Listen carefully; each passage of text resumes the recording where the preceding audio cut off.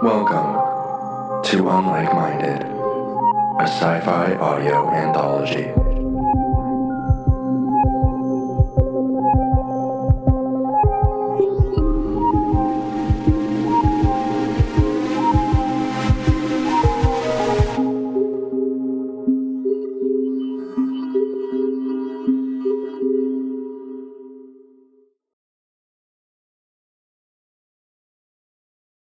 The Implant by Patrick Westwater. Rain beat down on the windshield as a hybrid sports car moved swiftly up I-95 North. The monsoon ripped wet auburn leaves off oak tree branches and pelted them onto the highway, challenging the car's state-of-the-art anti-hydroplaning feature. Sometimes the problem with relationships is that one or both of the partners will get comfortable and refuse to grow, a man's voice echoed, prompting Ben to steal a glance at Mila as he reclined in luxury Italian leather, lab-grown in China. As always, Ben hoped the wisdom of his favorite podcast would permeate Mila's adamant refusal to engage on topics ranging from microdosing to venison. It didn't. Evident from the way she seemed to count raindrops streaking down the passenger's side window, her glassy, emerald eyes fixed on water streams racing to the bottom, presumably looking to occupy her mind with anything but the musings of a middle-aged man and a microphone in his repurposed garage. To your point, I think women, and this isn't necessarily a bad thing, but they rely too much on emotional extrapolation, another man replied. Ben frowned. Well, I don't agree with that part, he offered in solidarity. To deaf ears, or at least uninterested ones. Are you on? Ben asked. Yes, Mila replied, swift and dry with an American accent, though her lips didn't form those letters.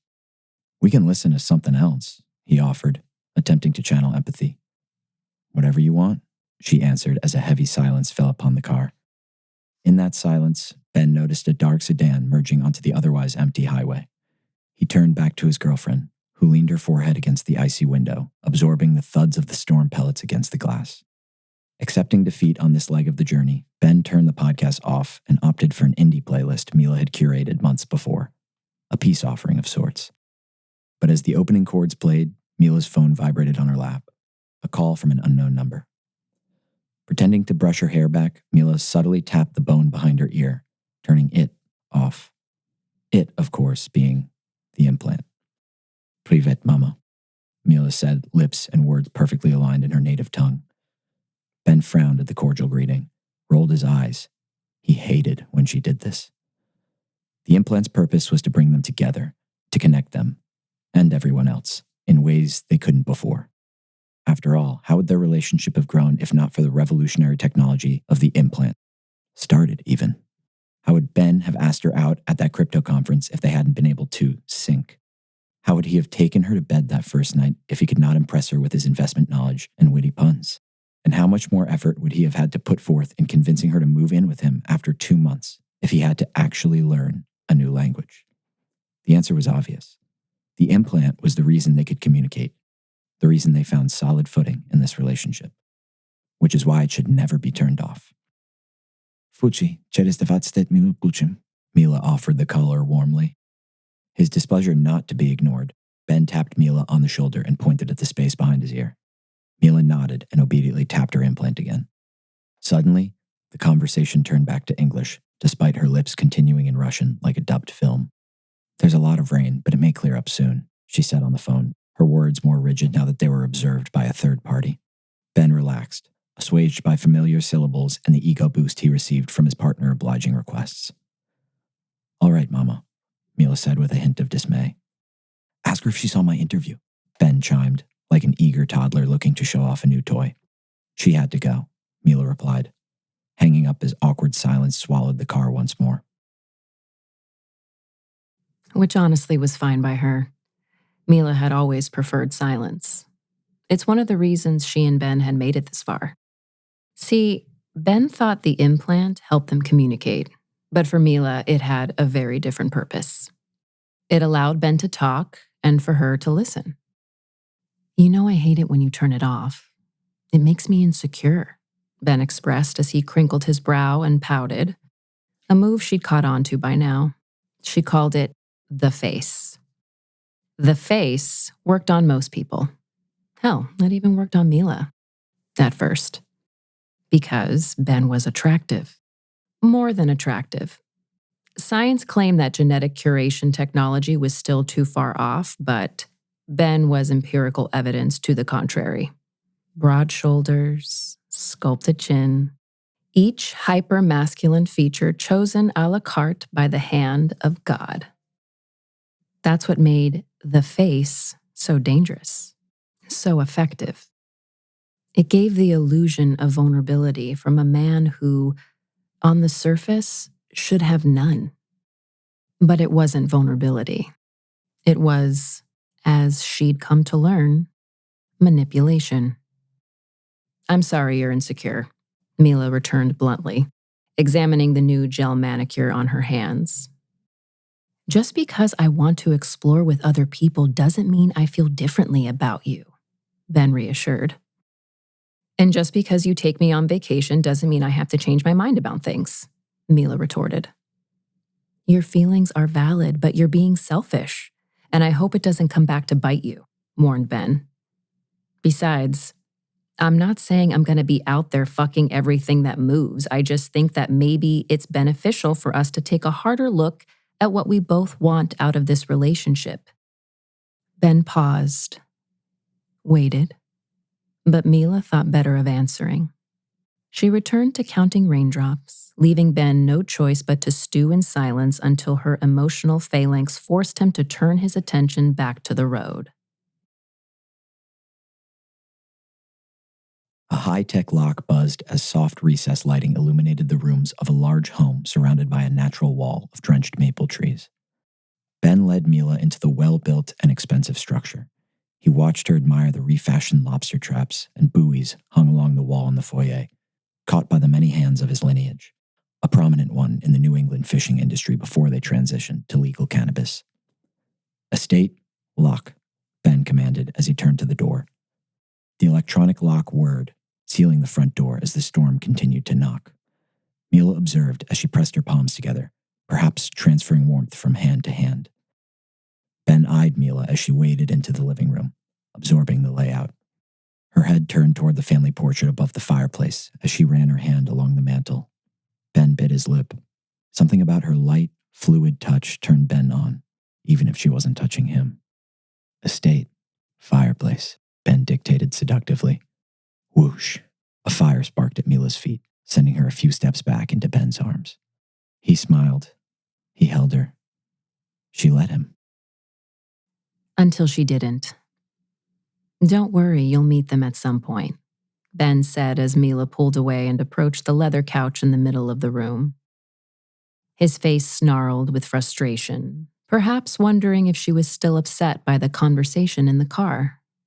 But she wasn't upset. She was intrigued.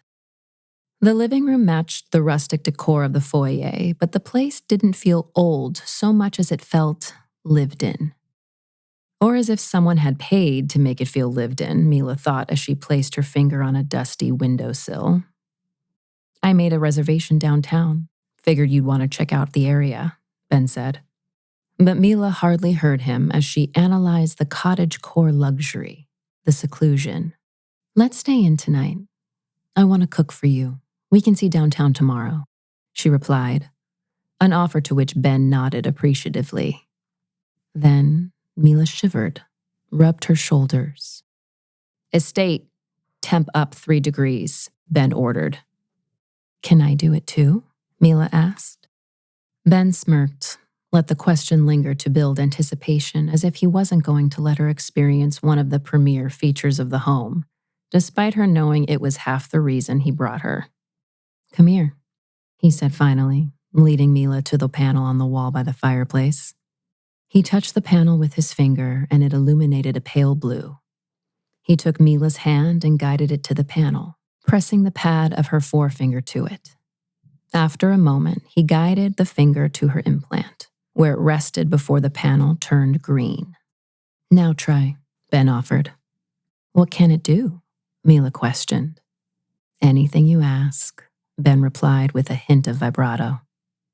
"Estate, suck Ben's dick," Mila challenged with a mischievous gleam in her eye. "Okay, almost anything," Ben conceded.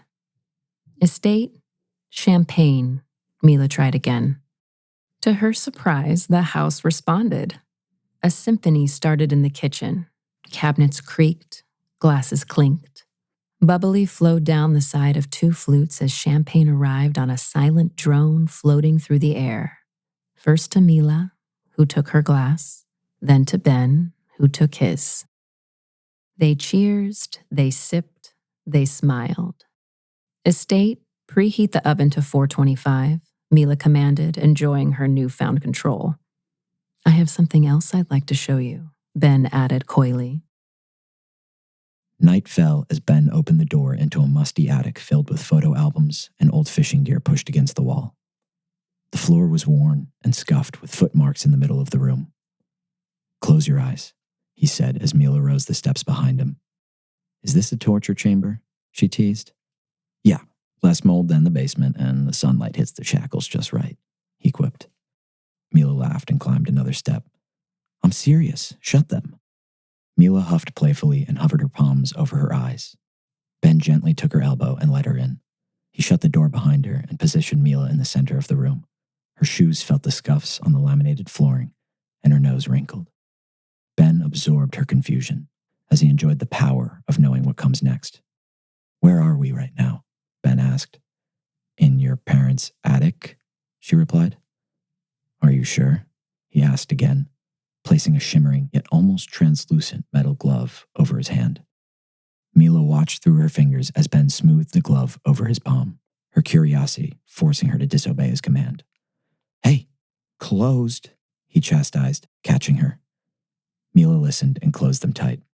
Ben waited a moment, then came up behind her and tapped her implant with a gloved finger. As a white-breasted water hen soared by Mila's face, whipping her hair back. She flinched and opened her eyes to find herself on an island in the Maldives. Water lapped her ankles as her bare toes dug into the white sand along the shoreline. The warm, humid air filled her lungs as Ben watched her flesh sizzle beneath the sun beaming down on her copper-colored skin, which had been stripped of its vitality by the harsh northeast winter. Ben shielded his eyes as Mila gazed across the Indian Ocean while salt water, actual salt water, sprinkled her face. How? She whispered. I can take you anywhere you'd ever want to go, Ben said. And I will, if you let me. Mila waded further out into the water. Will I drown if I keep going? She wondered aloud. Ben approached and wrapped his arms around Mila's waist. I wouldn't let that happen, Ben replied, turning Mila toward him. The pair locked eyes.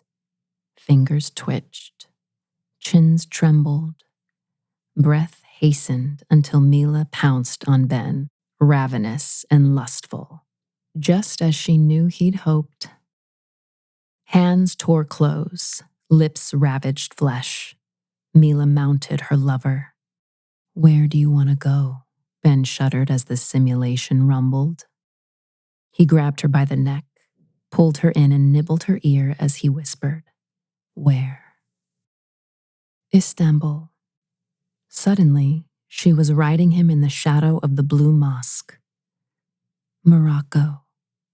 In a penthouse in Marrakesh. Reykjavik. In a hot spring at sunset. They grinded, they moaned, they quivered. Mila grabbed Ben's throat with her right hand, squeezing hard as he taught her, until he climaxed. Mila seared scallops on a cast iron pan as Ben noodled on his laptop at the table. The kitchen was much like the living room's modern approach to rural living. A ceiling-high, climate-controlled wine room anchored an open floor plan with all the latest Swedish cooking equipment. Plating dinner, Mila caught a glimpse of the lake outside at the bottom of a large hill through the trees. Wondered how long it'd take to roll down. Ready, she chimed. Ben dutifully shut his laptop and pushed it to the side. Mila rested a plate of scallops in front of him. He grated the meal, impressed, before Mila joined him at the table, adding a dish of chive-garnished baked potatoes to the spread. Ben refilled their glasses with 1980 Pinot from a crystal decanter purchased on a family trip to the Czech Republic. They cheersed. They ate. They smiled. "This is nice, isn't it?" Ben asked. "Wonderful," she replied. "I'm happy you brought me here." "This works, you and me." Mila offered a genuine smile, then surveyed her plate to craft the perfect bite. Ben's fork rested on the table, his eyes fixed on Mila for a long, drawn-out pause. "It's just sex, Mila. It's..." "So upstairs in Morocco, that was just sex to you," Mila cut in. "No, that was me showing what I can give you. "If I do what you want." It's just this one thing that I..." "No, it's not. It's not just this one thing. You asking me to relocate to Boston was just one thing. You asking me to take fewer assignments was just one thing." "If you had a problem, you should have said something." "I did, Ben. But it's impossible to get you to hear something you don't want to. This isn't about me being offended you want to have sex with other people. This is about the fact that you keep changing the goalposts in this relationship." "It's not changing the goalposts. It's adapting. When you do what I do, you have to adapt." "And what do you do, exactly? What's so important you have to do it behind your family's back when you..." "Careful. Be very careful and consider everything I've given you. Everything I can give you." "I'm not stupid. I know you used me to bury the story." "And you used me to get more of them. If you don't think life is built on transaction, then you aren't the same reporter I met in Miami." "Well, if you think you can use your power and influence to manipulate everyone, I guess you are the same tech bro I met." Ben scoffed. Mila scowled. A stare down ensued, until suddenly, the house plunged into darkness. A power outage. "Of course," Ben groaned. Estate reset the power grid. He waited, but nothing happened. No whirring, no clanking, no wish granted. He huffed and rose from his seat, striding to an old-fashioned electrical panel on the wall. He flicked the main switch, but still nothing happened. Darkness prevailed. Frustrated, Ben flipped the switch again, then again, then again. About to attempt the futile exercise once more, Ben noticed a movement outside. He squinted through the window, sure he saw something, but unsure of its nature. This concerned him. He hated being caught unaware. As Ben strained his eyes, his uneasiness spread to Mila, who rose from the table, clocking his concern. "Estate, are we locked?" he asked, to no response. "Mila, is that door locked?" Ben asked, his eyes fixed on the wilderness. Receiving no answer, he turned to find Mila staring at him. "Can you check if that door behind you is locked?" "Te will kichel," Mila replied in her native tongue, lips matching words. "Oh, real funny. The power grid doesn't affect the implant," he snapped as he returned to the table. "Turn on," Ben commanded, tapping behind his ear like he did in the car. Mila mimicked the move, tapping obediently. "Ja ne mogu panie tebia," Mila said. "Are you fucking serious right now? Is this a joke?" Ben replied. He strode over to Mila and grabbed her neck forcefully. He tapped her implant. "Что происходит?" Mila asked. Ben swallowed fear. "Что происходит?" she exclaimed again. Then, a creaking echoed through the kitchen. The pair froze. No translation needed for the sounds of a cabin in the woods. Ben pointed to himself and made a key-turning motion. "I'm going to check the locks. You try and get service," he whispered, waving his phone at her. Understanding, Mila grabbed her phone and checked for a signal as Ben left the room. Mila tried to call her latest contact. The ominous sound of a dial tone answered. A dead line. Ben re-entered. "Looks like all the doors are locked." "No phone," Mila mustered in broken English. "I think it's probably just the storm." The rumbling of a car engine cut him off. They rushed to the foyer to find Ben's headlights blinding them through the window. "What the fuck?" he muttered. The car slowly backed up, turned towards the driveway's edge, and faced the steep drop above the lake. "What the fuck?"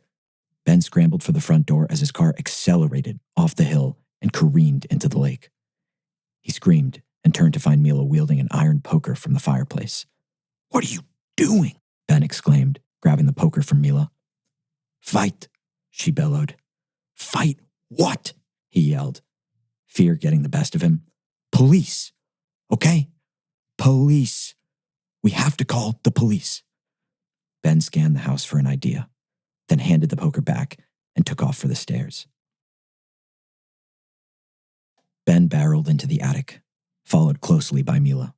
He rummaged through boxes until he found one filled with radio equipment and sea navigation tools. Ben powered on 2 walkie-talkies in quick succession, but neither worked. Mila turned to face the door before a crackling drew her attention back to Ben, who fiddled with a live radio, tuning it to different frequencies. Hello?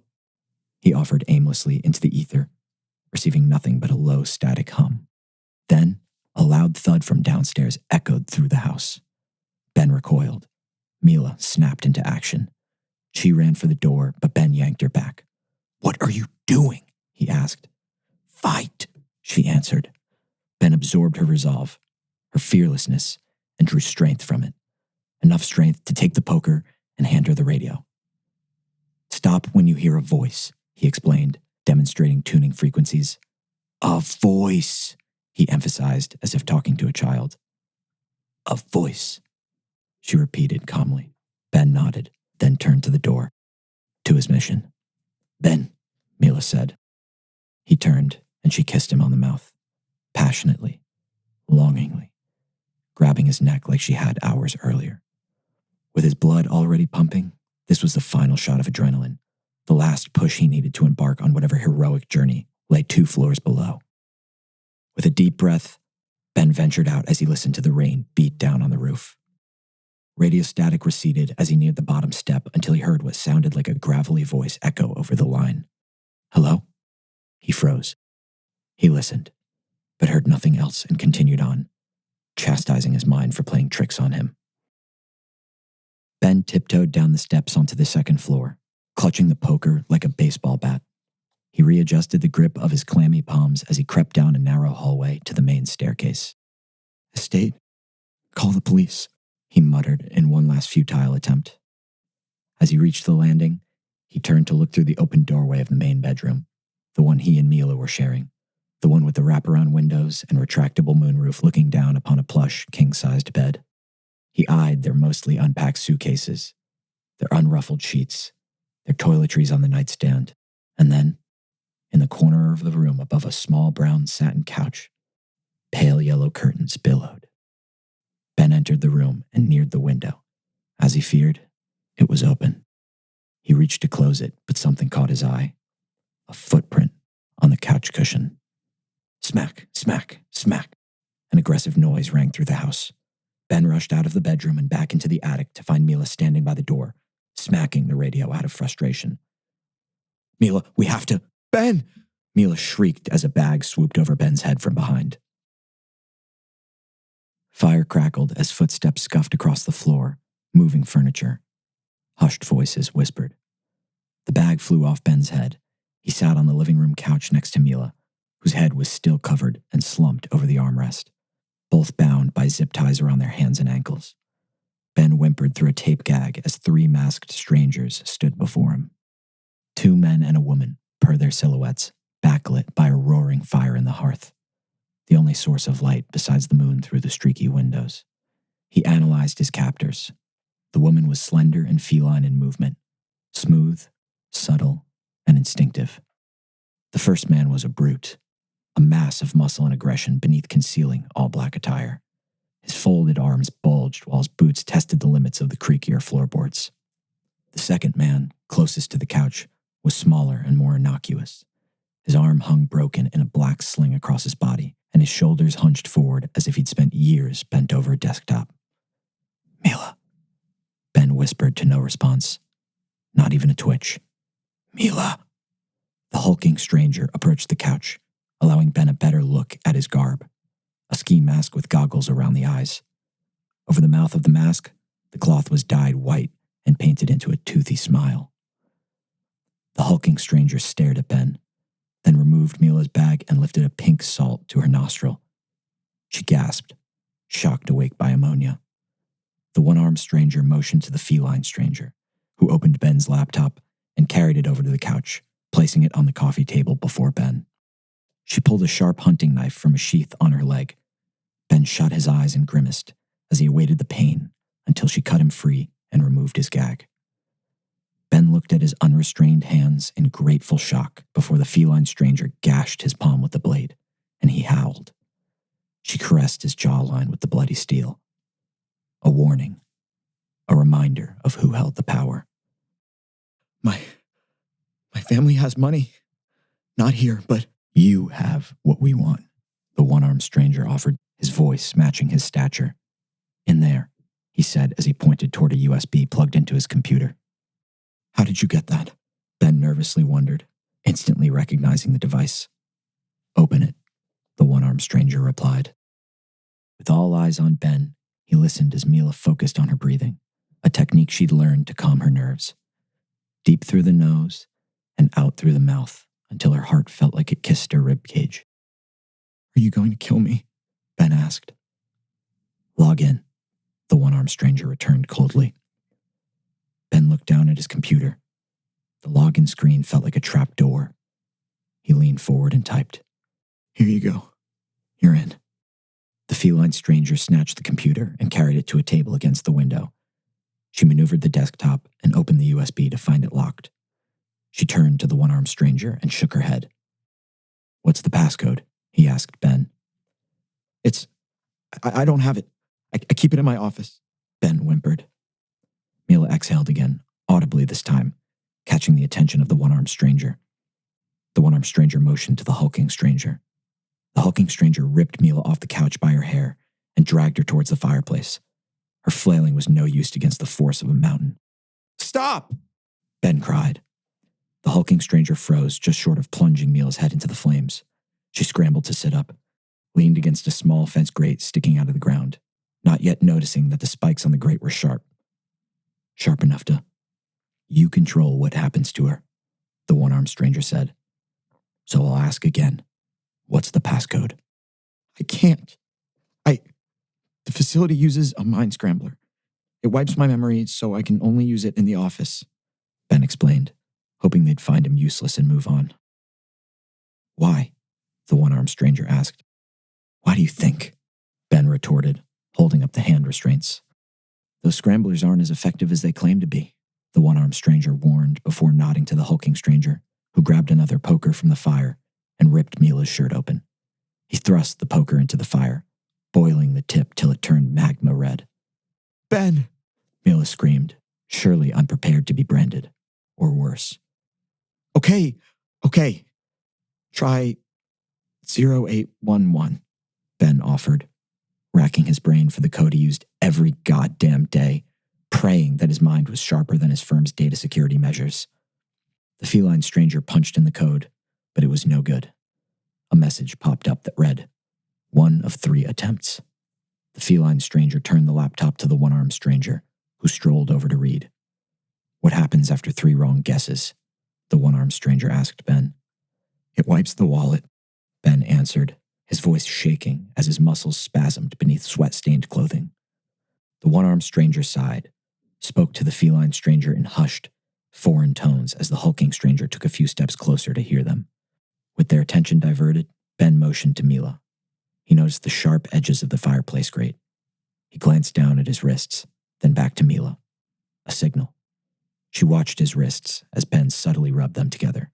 Then, the hulking stranger turned his attention back to Ben, who froze. The hulking stranger neared the couch as Mila felt the ground behind her until she grasped the sharp grate and understood. Try again, the one-armed stranger commanded, returning to the couch. You created the code, so it's in your head somewhere. I don't know it. Please, just let me call my family and we can get you money, Ben tearfully bartered. The one-armed stranger crouched to Ben's eye level. Ben stared at his reflection in the unfeeling glass goggles. That drive is worth more than anything your family could ever offer, and you know it, the man said, even if they don't. Ben's lips tightened. He squirmed on the couch. The man's knowledge of the situation scared him more than the physical threats. The secret account was, after all, secret. He thought. Taking advantage of the focus on Ben, Mila subtly rubbed her wrists against the grate, slowly tearing through the zip tie. If I'm wrong, It's all gone, Ben stuttered.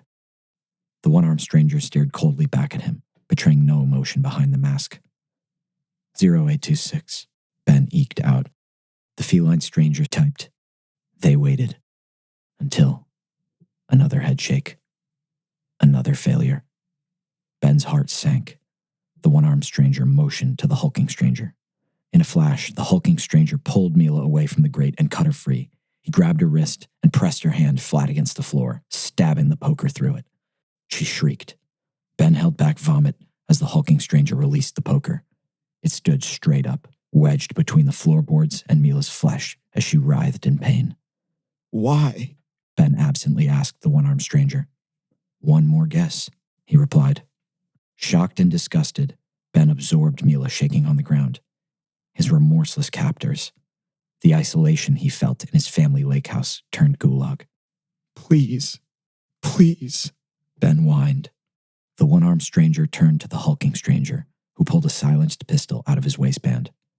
He pressed it to the back of Mila's head, dug it into her skull, and forced her chin onto the hardwood. Pashasta, nie ubivaj меня, Mila whispered as her hair hung over her sweaty face. The one-armed stranger listened and turned to Ben. Do you know what she just said?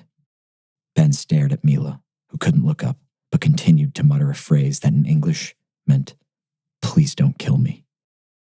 No, Ben answered, defeated and demoralized.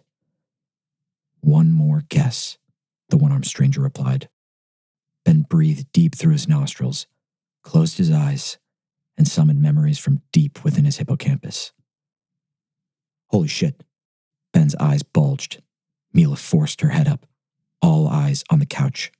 All eyes on Ben. Holy shit. Holy shit, he shuddered. Thankful, grateful, confident he came up with the answer to end this nightmare. 0874, he declared. The room fell silent. The wind picked up outside, slamming leaves and rain against the windows as thunder cracked in the distance. With a reverence reserved for their last attempt, the feline stranger typed the code, took a sharp breath, pressed enter, and turned to the one-armed stranger. Ohi, she said. The one-armed stranger bowed his head, the only translation Ben needed. What? No, that was it! Ben screamed. The one-armed stranger turned to his hulking counterpart and nodded. The hulking stranger stepped back, aimed the barrel at Mila's skull, and pulled the trigger, sending Mila's head thumping to the floor. No! Ben cried. That was it! That was the passcode! What the fuck is wrong with you? That was it! The feline stranger closed the laptop, solemn. The one-armed and hulking strangers converged on Ben.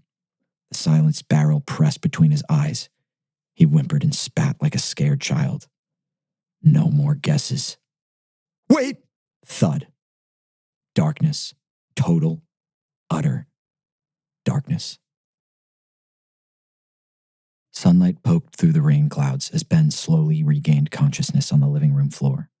A goldfinch landed on a bare branch outside, warbling to welcome a new day. Mila, he yelled, jumping to his feet. Mila? Ben patted his pockets and found his phone.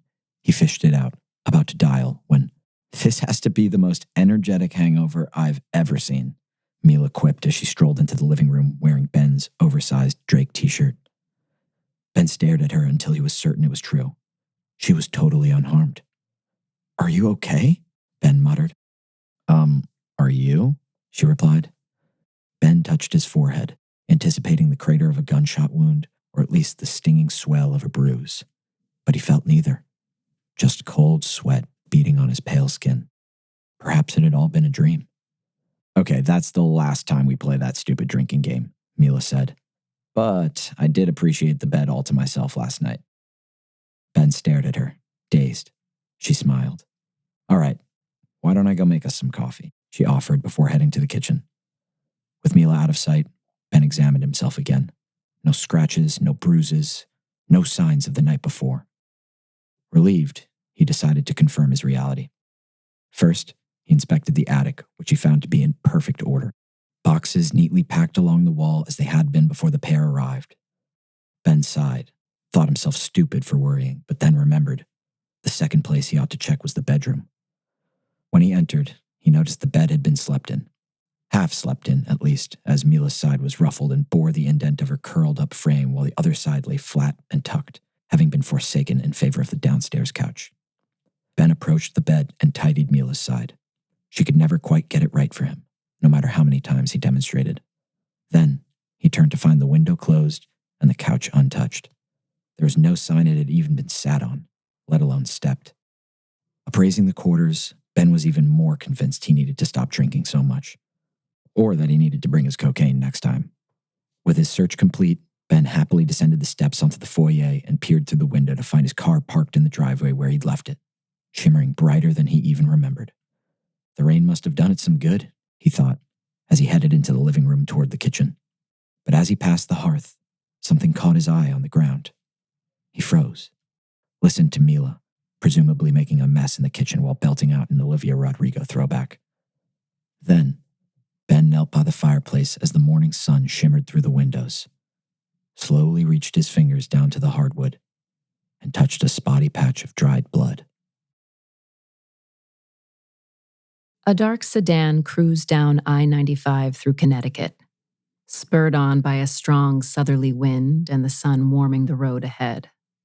Inside the car, the one-armed stranger drove, now unmasked, revealing an academic's soft, thoughtful features. Beside him in the passenger seat, the feline stranger's cropped bangs dangled over her eyebrows as she diligently typed on Ben's computer. In the back seat behind the driver's side, the hulking stranger, who could double as an NFL linebacker, gazed at the remnants of fall foliage along the highway. The one-armed stranger glanced into the rearview mirror. Be glad it's not a break, it'll heal quick. Next to the hulking stranger in the back seat, Mila looked up as she rubbed her bandaged hand. She's milking it, I completely missed the bone, the hulking stranger smirked. Mila punched him in the shoulder playfully. Plunging it to the floor was a bit dramatic. Could have done with a gash instead. She replied in English with a heavy Russian accent. Lo siento, no comprendo, the hulking stranger replied, pretending to tap the implant behind his ear, but clearly speaking Spanish. Estoy seguro de que comprendes que eres un coño, Mila jabbed back as the car erupted in laughter. How long will the simulation run? The one-armed stranger asked. Mila picked at a thin layer of film on the palm of her uninjured hand, the one she choked Ben with. She peeled it off like dead skin and placed it gently into a compact gadget box on the middle seat next to her. He'll see me for 48 hours before I vanish, and the concussion you gave him hits like a sledgehammer, she answered coolly. The one-armed stranger nodded, satisfied, then turned back to the feline stranger, revealing a scar behind his ear where his implant should be. How's it looking, he asked. Almost transferred, she replied with a thick Greek accent. And how's the recon coming along? The one-armed stranger said. I'm an angel investor backed by Saudi money looking to get into the satellite business, she answered confidently. And she's a Xanax-addicted CFO with a penchant for foreign brunettes. The one-armed stranger smiled. All right, Ale, you ready to finish yours? The one-armed stranger asked. The hulking stranger grinned, pulled out his phone, and dramatically cleared his throat for laughs. Then he dialed a number. It rang and rang and rang until... Hey, baby. Ready for the trip?